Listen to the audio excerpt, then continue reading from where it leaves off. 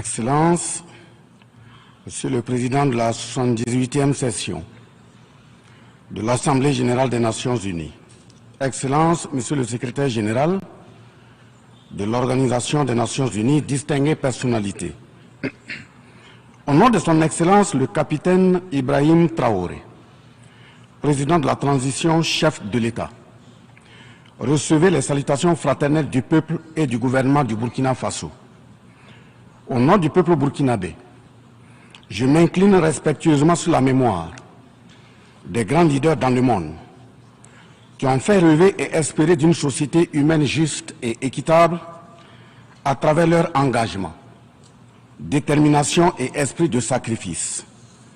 Je cite notamment Fidel Castro de Cuba, Patrice Émeric Lumumba du Congo, Modibo Keïta du Mali, Ruben Unyobé et Félix Moumié du Cameroun, Sylvanus Olympio du Togo, Che Guevara de l'Argentine, Martin Luther King et Malcolm X des États-Unis d'Amérique, Nelson Mandela de l'Afrique du Sud, Jomo Kenyatta du Kenya, Amilcar Cabral de la Guinée-Bissau et des îles Cap-Vert, Marianne Ngouabi du Congo-Brazzaville, le capitaine Noël Isidore Thomas Sankara du Burkina Faso, etc. Ces leaders ont été pour la plupart exécutés de façon violente et d'autres assassinés à travers le feu des prisons et des empoisonnements. Leur seul crime a été pour chacun d'eux l'incarnation des rêves, des ambitions, de l'espoir des peuples meurtris, violés, violentés et pillés.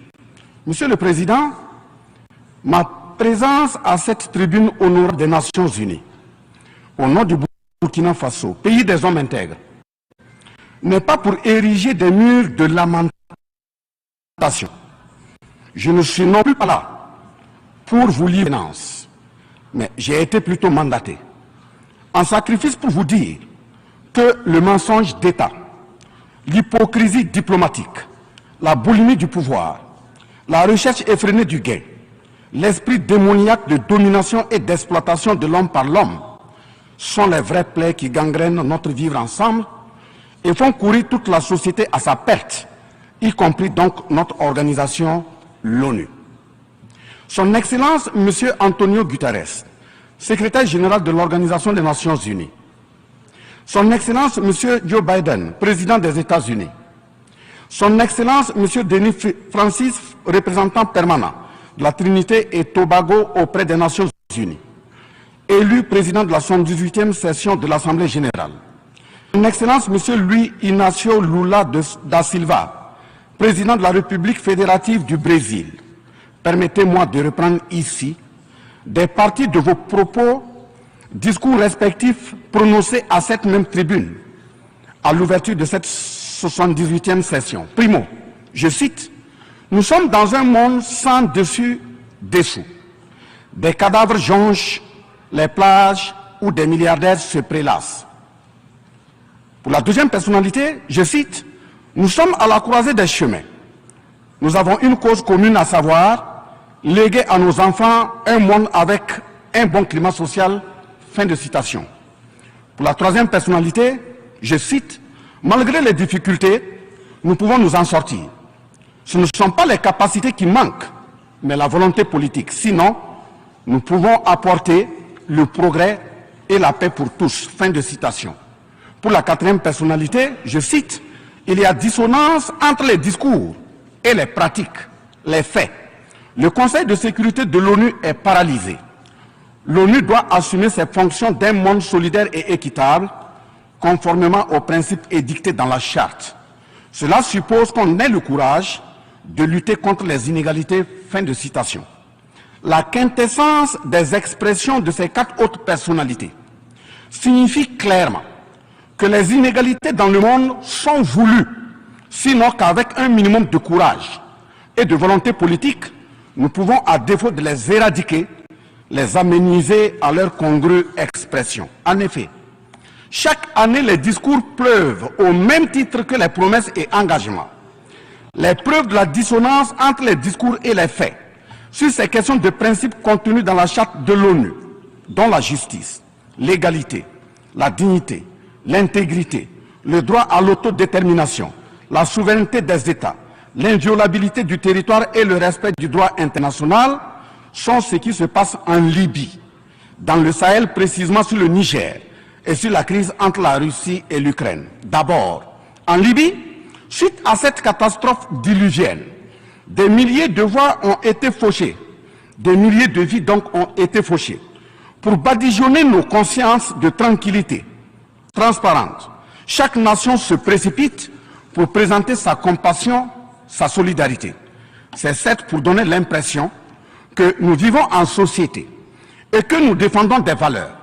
L'honnêteté intellectuelle le recommande et l'histoire des consciences nous reflète que nous devons présenter nos sincères excuses au peuple libyen pour avoir été, collectivement et individuellement, par passivité condamnable ou par complicité active et inacceptable, aux côtés des bourreaux qui ont été la première catastrophe anthropique en Libye.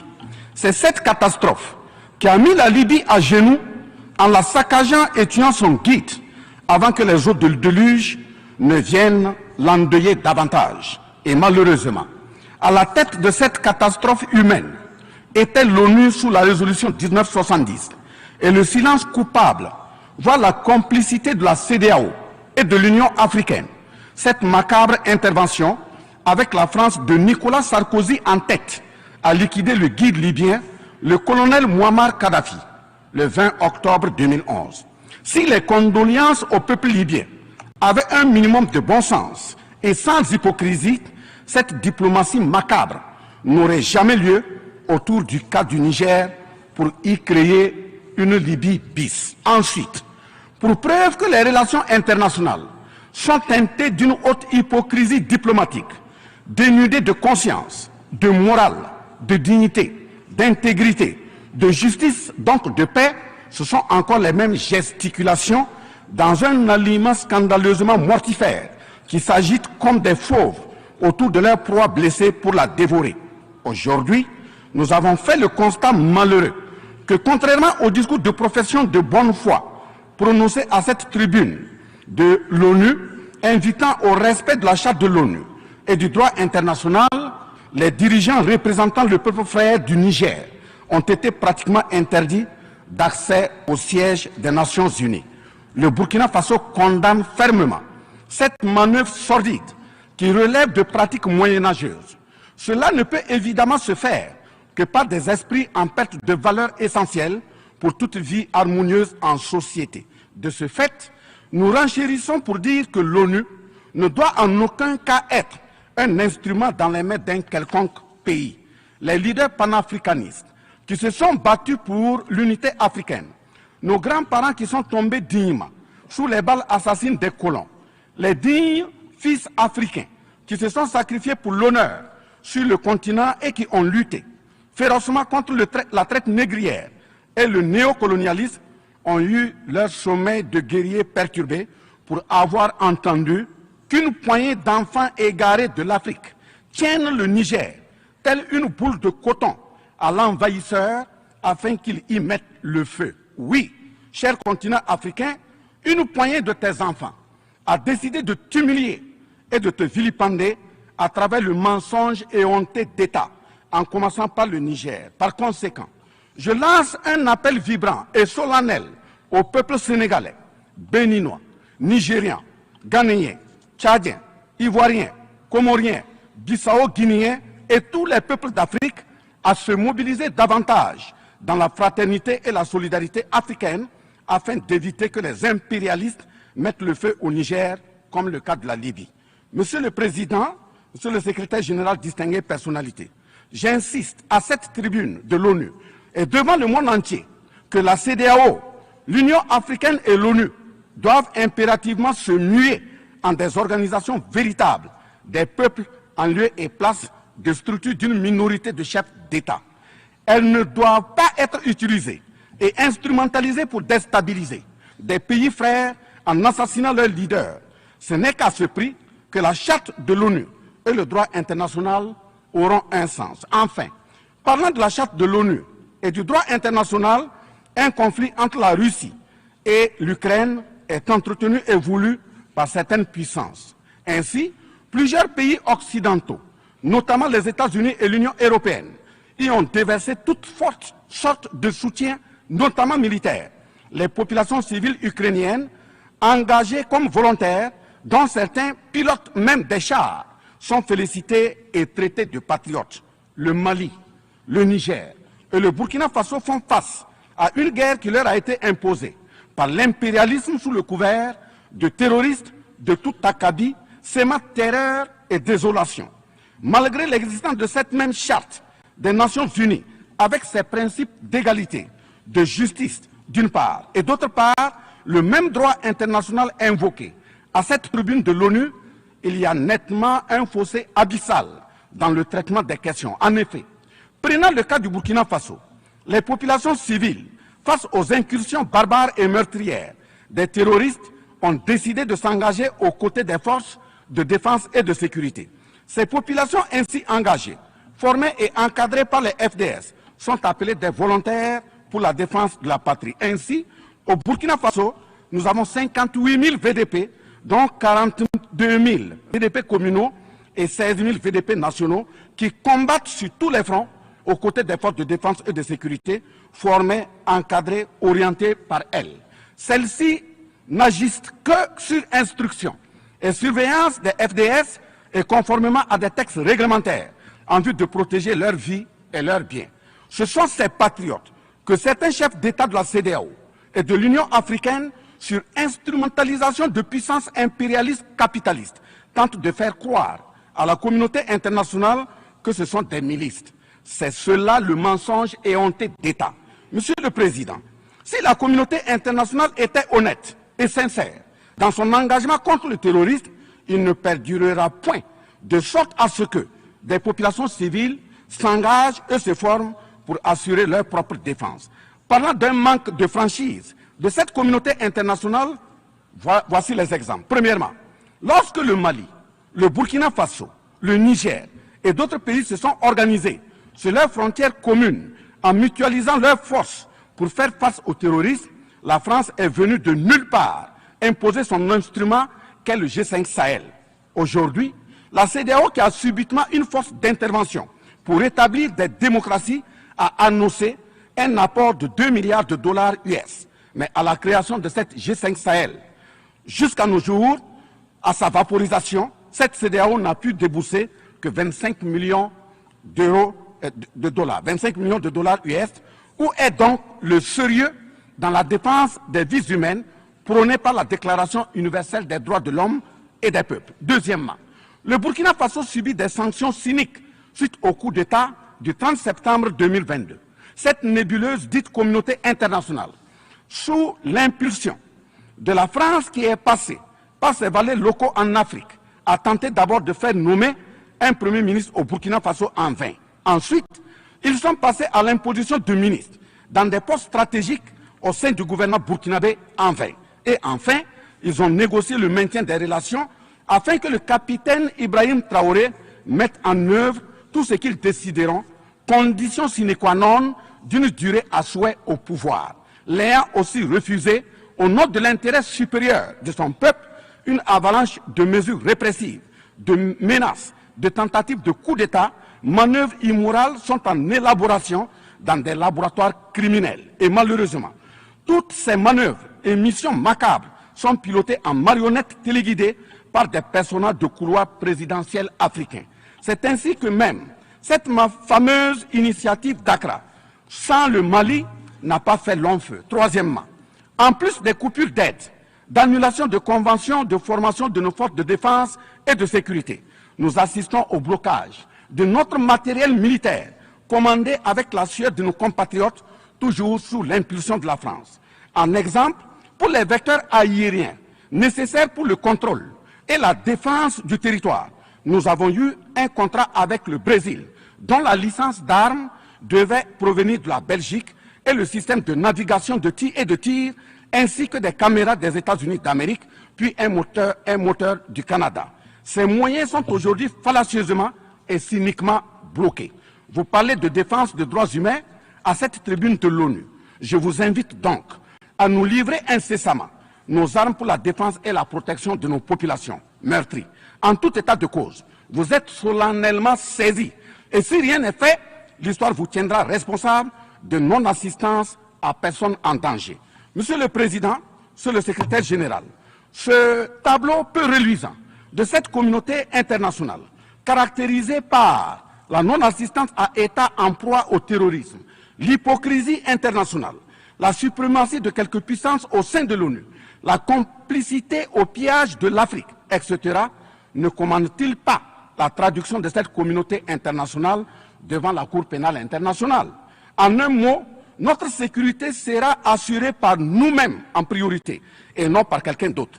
Sur la question de la présence de Wagner au Burkina Faso, chantée par une certaine presse téléguidée depuis l'Élysée, je répondrai ceci. Oui, Monsieur le Président, c'est nous les Wagner du Burkina Faso.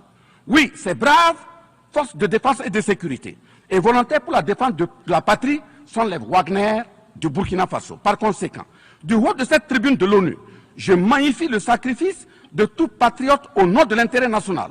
Je salue vivement la mémoire de tous ceux qui sont tombés les armes à la main et magnifie le courage et l'intégrité de ceux qui sont toujours en vie et foncent inexorablement et de façon sacrificielle vers la victoire de notre peuple et la sauvegarde de notre patrie.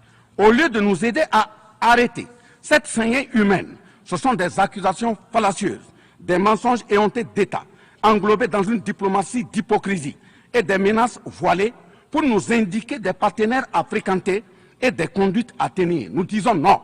Au nom de la même charte des Nations Unies et du droit international que vous évoquez tous et toutes ici à cette tribune, les peuples africains en général et sahéliens en particulier sont résolument engagés à assumer absolument et pleinement leur émancipation totale pour un progrès social véritable. Ainsi, le Burkina Faso liera de façon souveraine ses partenariats avec qui il veut et achètera ses moyens de défense avec qui il veut. Qu'un pays s'appelle Russie, Iran, Turquie, Azerbaïdjan, Cuba, Nicaragua, Corée du Nord, le Burkina Faso y achètera et y vendra librement ses produits sans intermédiaire, encore moins une autorisation de qui que ce soit. Et cela advienne que pourra. Monsieur le Président, Monsieur le Secrétaire général, parlant toujours d'hypocrisie et de mensonges d'État, dans cette question de lutte contre le terrorisme, en général et dans le Sahel en particulier, voici d'autres faits que vous n'ignorez certainement pas et j'en suis certain. Primo, dans le Sahel, nous avons près d'une dizaine de milliers de soldats d'armées étrangères, composés en majorité de soldats français, mais également des soldats américains, allemands, italiens, etc., avec des armes, des matériels volants et de surveillance les plus sophistiqués au monde. Et malgré tout, personne ne voit des colonnes de centaines de terroristes se déplacer pour aller servir la désolation et la mort, souvent avec des armes inimaginables. Au Mali, au Niger et au Burkina Faso, il n'y a ni usine de fabrique d'armes, ni de munitions. Qui recrute donc ces terroristes? Qui les entraîne? Qui les dote en permanence? Qui les nourrit et avec quels moyens? Croyez-vous à cette philanthropie au nom de laquelle des Occidentaux vont envoyer leurs militaires au Sahel mourir pour des beaux yeux des Sahéliens? Si oui, qu'est-ce qui justifie les énervements et autres gesticulations puériles et diplomatiques dès qu'on dit à la France de déguerpir militairement? La vraie raison, ce sont les ressources du sous-sol au Sahel. En effet, l'Assemblée nationale française a voté la loi numéro 057-7-27 du 10 janvier 1957, parue dans le journal officiel de la République française du 12 janvier 1957, portant création de l'Organisation commune des régions sahariennes, OCRS, qui regroupe des parties du Mali, du Burkina Faso, du Niger, de la Mauritanie, de l'Algérie, etc. Cette zone n'a jusque-là pas d'égal dans le monde en termes de richesse de sous-sol. À titre d'exemple, la nappe phréatique la plus importante va de la Mauritanie à la Somalie, en passant par le Mali, l'Algérie, la Libye, le Niger, etc. Le journal Le Monde du 23 juillet 1957 avançait le chiffre de 6 à 7 millions de tonnes de pétrole comme production potentielle annuelle du Sahara. En plus de ces ressources naturelles, nous avons l'uranium, l'or, le cobalt, le zinc, le diamant, le lithium, le cuivre, etc. Si vous, les Occidentaux, vous aimez tant les Sahéliens pour y amener vos militaires, mourir au nom de la démocratie, de la liberté, des droits humains et de la paix, pourquoi tout le continent africain, qui compte 1,3 milliard d'habitants, dont le deuxième continent le plus peuplé, avec 30 415 873 km² et 54 États, n'a aucun siège permanent au sein du Conseil de sécurité avec un droit de veto. N'est-ce pas là, au-delà d'un crime d'État, un crime onusien? Donc, acte aux mentions diplomatiques grossiers consistant à dire que ces puissances impérialistes viennent au Sahel pour défendre la démocratie et des droits humains. Parlant de droits humains, je vous rappelle que la première charte au monde sur cette question de droits humains de l'homme est bien celle de Kouroukan-Fougan de 1236 au Mandé actuel Mali. De ce fait que les moralisateurs expansionnistes gardent leur rhétorique de respect des droits humains à géométrie variable pour leurs terroristes qu'ils encadrent. Secondo, l'Afrique n'aime pas comparer les morts. C'est un manque d'éducation que de le faire. Par conséquent, je m'incline respectueusement sur la mémoire de toutes les nationalités ayant perdu la vie en Afrique en général et au Sahel en particulier. Ainsi, sur les sorties hasardeuses, condescendantes et malheureuses du président de la République française Emmanuel Macron, et qui frise souvent le ridicule, tout en se glorifiant d'une hypothétique condescendance sur les peuples africains, je m'impose le devoir de lui faire un petit cours d'histoire sur sa propre histoire. Voilà pourquoi les salles de classe sont faites pour que les enfants apprennent les cours et grandissent bien, que de s'adonner à autre chose, au risque de se perdre à jamais. Mais pour commencer, je précise qu'aucun peuple africain ne s'est opposé au peuple français. Il n'y a pas donc de sentiment anti-français en Afrique. Il n'y en aura jamais du fait de notre légendaire hospitalité et amour du prochain. Il n'y a que les peuples africains refusent la condescendance, l'arrogance, l'insolence, la suffisance, le paternalisme, le pillage de ses ressources et le crime organisé. En effet, pour votre mémoire, Monsieur Emmanuel Macron, d'abord, je rappelle l'appel à travers la BBC en Angleterre le 14 juin 1940, lancé par votre propre grand-père, le général de Gaulle, à l'endroit de l'Afrique pour venir sauver la France des griffes des nazis. Comme rappel, nous avons 17 000 Maliens morts pendant les 2 guerres mondiales, d'une dette de sang que la France semble avoir occultée. S'ils le veulent, qu'ils aillent dans le livre, confère livre de Bakary Kamian, professeur agrégé de l'université Sorbonne. J'ajoute dans ce même document, à la page 344, au tableau 21, les vétérans soudanais des 2 guerres. Il en résume un total du Burkina Faso, du Mali et du Niger à 82 208 combattants qui sont tombés. Et au niveau de l'Afrique occidentale française, il y a eu 154 519 combattants mobilisés, qu'ils se confèrent donc aux sources Henri Léger, rapport de fin de mission en AOF Dakar, le 13 juin 1950, archives du Sénégal, code 4 D 68, entre parenthèses 89, voire annexe 5. Ensuite, le 17 novembre 1986, François Mitterrand, président français d'alors, en réponse au capitaine Thomas Sankara, disait ceci, je cite, « L'Afrique a été pillée. J'ai parlé de matières premières. J'aurais dû parler des hommes. Pendant des siècles, on vous a exploité humainement. On a volé vos hommes, vos femmes, vos enfants. On s'est servi de vous. Je comprends votre refus, votre révolte, et j'approuve votre combat. Vous avez raison de refuser d'être un continent sacrifié. Le moment est venu où vous devez vous-même développer vos économies à partir de ces biens et de ces hommes.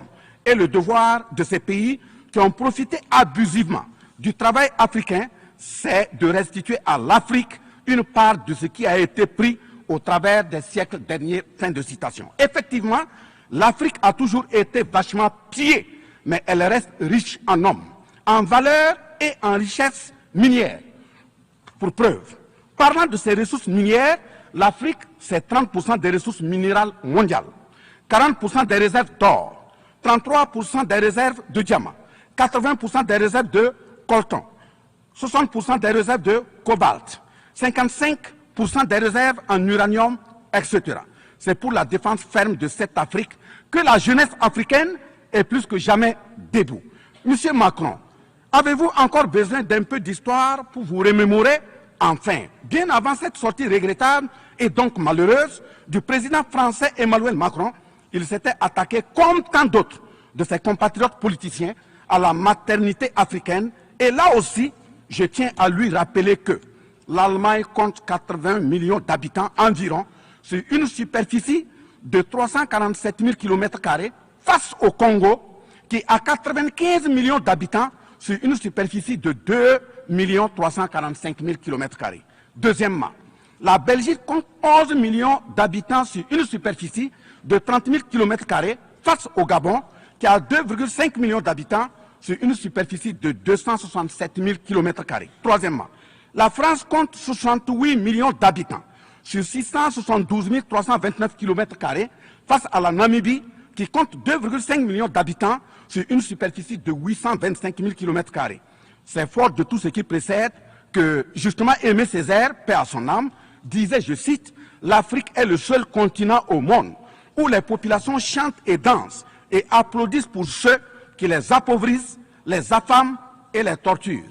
Le malheur de l'Afrique, c'est d'avoir rencontré la France. » Fin de citation.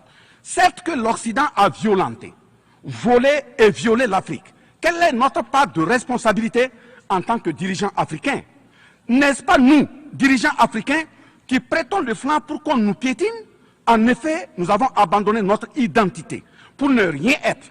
Nos noms ont disparu pour faire place à d'autres noms importés et qui ne collent pas à nos réalités. Il nous faut reconquérir notre culture. Nous avons singé en copiant l'Occident, en monogamie. Voilà qu'aujourd'hui, on veut nous faire croire que des contre-valeurs, des attitudes contre la nature relèvent du ressort de la liberté. Il ne sera pas question d'homosexualité en Afrique, je le répète. Il ne sera pas question d'homosexualité chez nous. Monsieur le Président, ce qui vient d'être décrit sont les étiquettes profondément malheureuses d'une ONU aujourd'hui résumée qu'à sa portion de forme, car 1,2 milliard de personnes sont plongées dans la misère. 2 000 milliards de dollars US dans l'armement. 20 fois le budget de l'ONU dans le nucléaire. Sur les questions de développement, l'Afrique reçoit du FMI et de la Banque mondiale 34 milliards de dollars contre 160 milliards de dollars pour l'Occident. La paralysie du Conseil de sécurité de l'ONU, la paralysie de l'Organisation mondiale du commerce, la montée des tensions suite au repositionnement géostratégique. L'Organisation mondiale du commerce également encore bloquée. Le Fonds monétaire international FMI et la Banque mondiale qui fonctionnent en véritable usurier. L'Organisation mondiale de la santé qui est de plus en plus dominée par les firmes pharmaceutiques de rente, donnant ainsi une priorité commerciale que sociale aux vaccins tels que le vaccin contre la Covid-19. L'ONU qui devient de plus en plus l'ombre d'elle-même de par les tentatives de sa prise en otage par un conglomérat de puissances internationales impérialistes, brouillant ainsi la clarté et le sérieux dans ses prises de position, etc. Par conséquent, les peuples africains en général, et sahéliens en particulier, se battront vigoureusement pour que la CEDEAO, l'Union africaine et l'ONU soient des institutions au service véritablement des peuples du monde pour leur profonde émancipation et le progrès social véritable.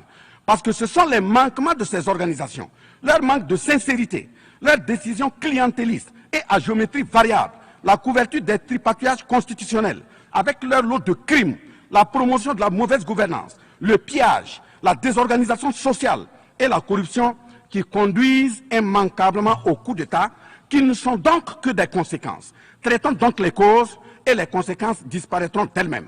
Mais si nous continuons avec ce jeu de l'Autriche, à la diplomatie d'hypocrisie, aux mensonges éhontés d'État, aux crimes organisés, au tripatouillage constitutionnel et à la fabrication de l'armée à la tête de nos États africains, même l'ONU risque de ne pas échapper à un coup d'État.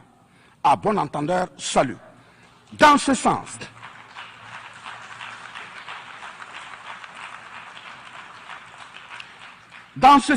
et afin de prendre leur destin en main, le Mali, le Niger et le Burkina Faso ont signé l'Alliance des États du Sahel en abrégé AES. L'AES est une architecture pour la sécurisation de nos pays, partant du traité révisé de l'autorité de développement intégré de la région du Liptako-Gourma. Prenant en compte la situation sécuritaire et surtout le manque de franchise dans le partenariat, il s'agit de compter sur nos propres ressources en recherchant la mutualisation de nos moyens et à œuvrer à faire disparaître les discontinuités dans les espaces de manœuvre opérationnels. Monsieur le Président, je vous signifie avec force et fermeté, dans une haute et intelligible voix que, primo, nous, peuple africain, sommes foncièrement démocrates. Pour preuve, notre attachement à la dignité humaine transcende la démocratie. Ce que nous refusons, c'est moins donc la démocratie que le piège de la démocratie qui nous est tendu. Ainsi, la démocratie électoraliste s'est avérée un moyen de contrôle de nos États à travers le jeu de chaises musicales de dirigeants très souvent imposteurs, corrompus, voleurs, violeurs de constitution, car étrangers au seul intérêt de nos États africains qui vaillent. Secondo, nous, Africains, sommes-nous aujourd'hui reconnus dans notre dignité d'homme, au sens de un homme égal à un homme? La réponse assurément est non, au-delà des convenances circonstanciées, pour nous endormir et mieux nous asservir. Triste pour le continent noir, reconnu scientifiquement comme berceau de l'humanité, mais dans la réalité humilié, placé sous contrôle dominé. Des indépendances factices aux guerres fratricides, de la démocratie électoraliste aux aides biaisées, des guerres de rapine au terrorisme malicieusement fabriquées, entretenues et injectées dans nos contrées africaines, notamment au Mali, au Burkina Faso et au Niger. Il y a une seule constante: nous dominer, maintenir le pied sur notre cou, tel le cas de notre malheureux frère George Floyd aux États-Unis, ici même. Est-ce cela la démocratie? Et il se trouve des partisans de cette conception étriquée de la liberté pour justifier intellectuellement l'asservissement et la barbarie contre nos peuples en lutte pour leur dignité et leur souveraineté au nom d'un principe paradoxal de liberté qui, in fine, assassine la liberté. Oh liberté, quel crime n'a-t-on pas commis en ton nom? C'est pourquoi nous décidons désormais de dire non. Non à tous ces amis qui veulent du bien au point de nous menacer de guerre pour imposer leur amitié. Nous adapterons notre démocratie tant brandie et chantée par des loups dans des pots de bélier afin de sécréter par nous-mêmes le leadership politique adéquat pour nos peuples en vue de leur bonheur. Oui, l'émancipation totale et le progrès social véritable pour nos peuples constituent la finalité de toute action, qu'elle soit politique, économique, socio-culturelle et ou sécuritaire. Troisièmement, les peuples africains en général, et ceux sahéliens en particulier, ont découvert des chaînes d'aliénation économique, sécuritaire, socio-culturelle matérialisées en accord secret avec la France et sont engagés à les casser pour leur émancipation véritable.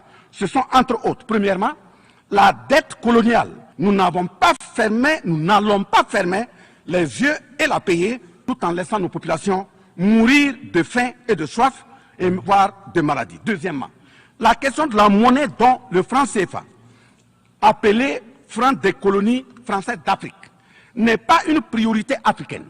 Au plan juridique, la propriété est le droit de jouir et disposer des choses de la manière la plus absolue.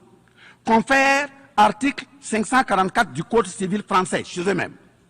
Un brevet est donc détenu par la France sur le franc CFA. Elle est par conséquent propriétaire du franc CFA et elle la loue aux États francophones africains. Ce qui est marrant en plus est que le biais produit par la France pour l'Afrique de l'Ouest diffère de ceux de l'Afrique centrale en valeur monétaire sous la même appellation franc CFA. Le seul document reconnaissant le franc CFA est le décret numéro 45-0136 du 26 décembre 1945, dont les signataires furent Charles de Gaulle, président du gouvernement provisoire, René Pleven, ministre des Finances, et Jacques Soustel, ministre des Colonies. Quatrièmement, la priorité aux intérêts aux entreprises françaises dans les marchés publics et appels d'offres publics, c'est terminé. Cinquièmement, le droit exclusif de fournir des équipements militaires et de former les officiers militaires des colonies, là également c'est terminé, etc. Quatrièmement, personne n'applaudit un coup d'État. Mais si nous ignorons que ces coups d'État sont souvent des conséquences de la mauvaise gouvernance, et des tripatouillages constitutionnels pour s'offrir des mandats supplémentaires. Il y en aura toujours. Donc, ayons la lucidité de combattre les vraies causes en restant exigeants sur le respect des règles démocratiques et de la bonne gouvernance. Cinquièmement, les peuples africains ne sont pas opposés au peuple français, mais c'est plutôt la politique française, pleine de condescendance, qui est rejetée. En effet, la France, en refusant le rapatriement de son ambassadeur récusé au Niger, est une violation du droit international, notamment l'article 9 alinéa 1 et 2 de la Convention de Vienne sur les relations diplomatiques de 1961. En décidant de l'interdiction des artistes du Burkina Faso, du Mali et du Niger en France, c'est une méconnaissance très grave de la portée culturelle en tant que moteur d'équilibre familial, communautaire, voire national. L'artiste est un médecin du psychique, même à distance. En déclarant qu'ils ne veulent pas de chômeurs, de migrants, de voleurs, etc. en France, nous en Afrique en général, et au Sahel en particulier, ce sont les producteurs de chômeurs et de voleurs via le pillage cynique de nos ressources que nous ne voulons pas. Mais sincère reconnaissance au peuple du monde, à l'ensemble des personnalités à tous les niveaux dans le monde qui comprennent et accompagnent le Burkina Faso, le Mali et le Niger dans cette montée certes difficile, mais s'adhère totale sur le chemin de la pleine émancipation, l'expression de la dignité, de l'honneur, de la liberté, de l'égalité, de la prospérité, de la justice et donc de la paix. Face à la situation que traverse le Burkina Faso, le gouvernement burkinabé a mis en œuvre des actions vigoureuses à travers l'adoption d'un nouveau plan de développement, le plan d'action pour la stabilisation et le développement, et ses 4 axes prioritaires qui sont, premièrement, la lutte contre le terrorisme et la restauration de l'intégrité territoriale. Deuxièmement, la réponse à la crise humanitaire. Troisièmement, la réponse de l'État à l'amélioration de la gouvernance. Et pour terminer, le dernier élément, la réconciliation nationale et la cohésion sociale. Ces efforts visent à offrir à la population burkinabé de meilleures conditions de vie, tout en saluant l'ensemble des partenaires à travers le monde qui nous accompagnent. Nous invitons vivement ceux qui sont toujours dans le doute ou tétanisés par des rapports au contenu faux qu'ils sont les bienvenus au Burkina Faso, à condition que le partenariat cadre avec la vision de la transition résumée dans ces 4 axes. Vive l'ONU, vive la 78e session, vive les peuples en lutte, vive la solidarité entre les peuples, vive l'Afrique libre, vive l'Alliance des États du Sahel, vive le Burkina Faso, la patrie ou la mort, nous vaincrons. Je vous remercie. I thank the Minister of State, Minister of Civil Service. Je remercie